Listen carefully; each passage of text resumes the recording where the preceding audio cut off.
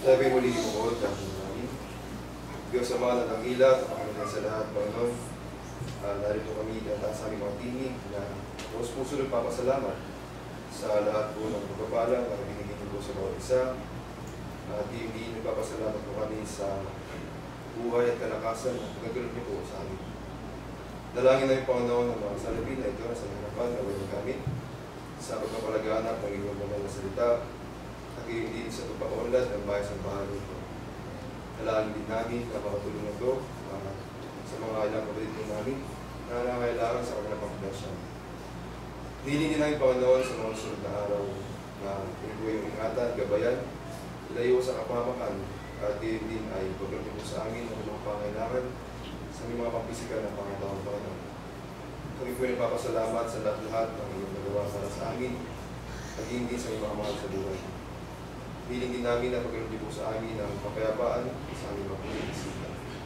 Hindi po hindi ng kapatawaran sa aming mga pagkakasala at sa mga Panginoon hindi ko nasabitan ng mga labi ay patuloy po namin yung pinapasalamatan at hiling sa ngalan po ng iyong anak na si Jesus ang tagapagligtas ngayon at kailanman. Amen.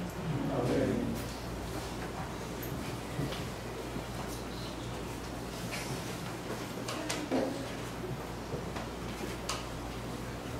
Muli, isang magandang umaga po sa ating lahat mga kapatid. Tayo po ay nagpapasalamat sa bawat isa sa inyo na narito sa oras na ito upang bigyan ng panahon at oras ang paglilingkod natin sa Diyos. At sa mga may nais po ibalita or katanungan, nasa sa inyo po ang pagkakataon. Brother Evans.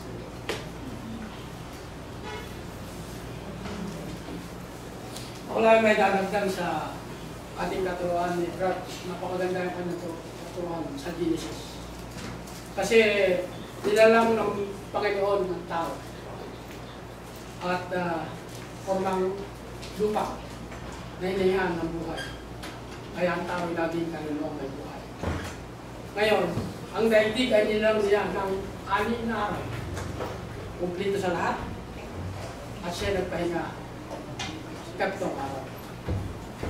Ang tao ay may buhay, may lakas. Ang pinapakailangan natin sa lahat, ang hangin po. Tayo mahal ng Panginoon dahil ang lahat ng pangailangan ng tao ay binigay sa atin. Una-una ay ang hangin. Pag nawala ang hangin sa loob na 1 oras, may mabuhay pa kaya? Wala na. Ang lahat ng nabubuhay din sa lupa, kailangan ng hangin. Kailangan ng tubig, kailangan ng gabi, ang araw. At mga pagkain ay lahat ay binigay sa atin ng Panginoon.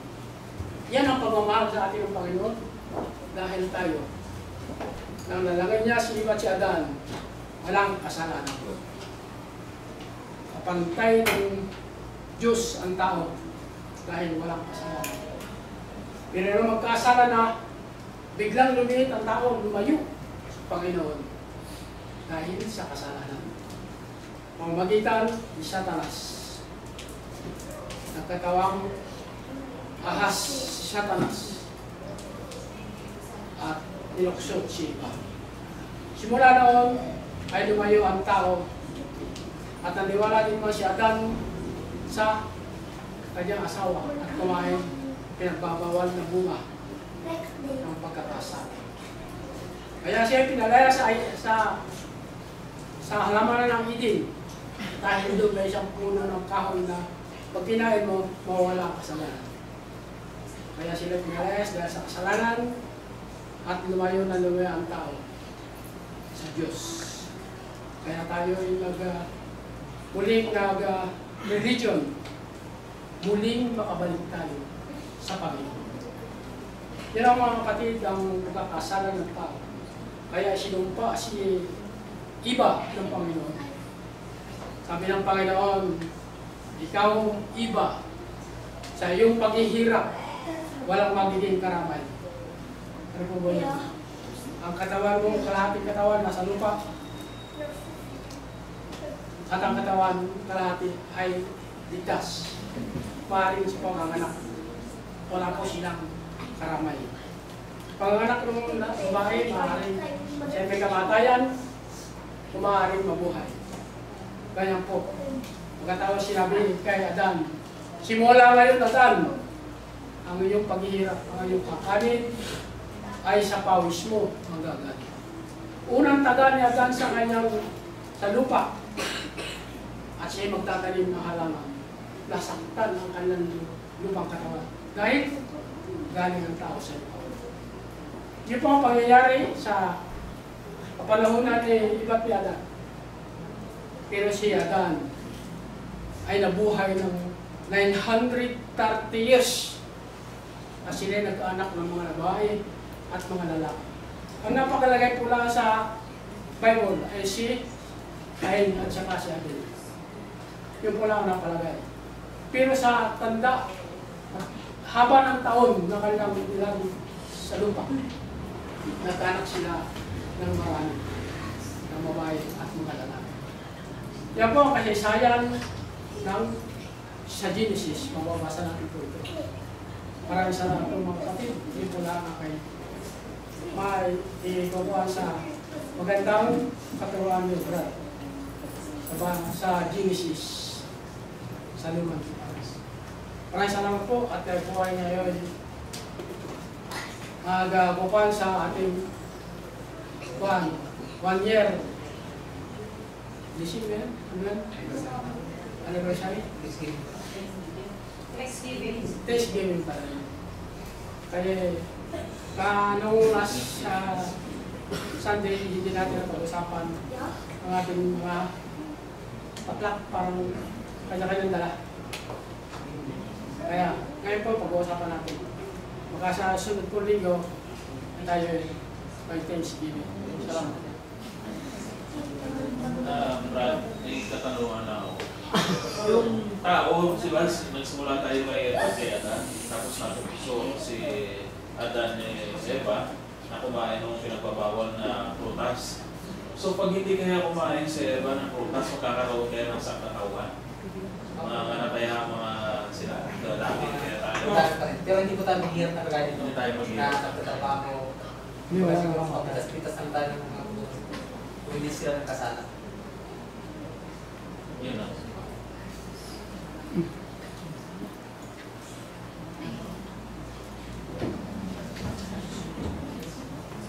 Sige po, sister. Brad, hindi ba yun, tulog ako rin tanong ni brother, hindi ba yun talagang nakakakta para ang tao ay, kasi kung di, walang kasalanan, di ba? Oo. Ano po Hindi yun? magkakaroon ng malisya. Sumuway po sila eh. Sumuway sila. Kaya, sinumpa ng Diyos.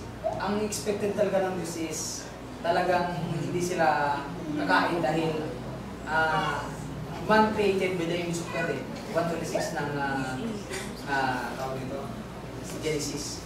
So, expected niya na yung nilagay ng tao, ng Diyos yung tao sa dito sa hardin ng Eden, na expected ng Diyos na although kaya niyang alamin yung advance, yung ating na sinatawag, hindi niya ginawa yun dahil magiging robot yung tao. Kasi So, will. opo. Anong free will? Kaya yung hindi po talaga siya itinakda. Expected din ng Diyos na dahil sa by the image of God, yung tao ginawa, susunod sa akin to. Ang problema nung si Satanas, po, kumain. So kasi si Eva ay bagong nilalang. Kung sa ito ihahambing natin sa panahon natin ngayon, yun yung mga bagong Kristiyano na natukso, unlike sa matagal ng Kristiyano na talagang nagugat sa pananampalataya.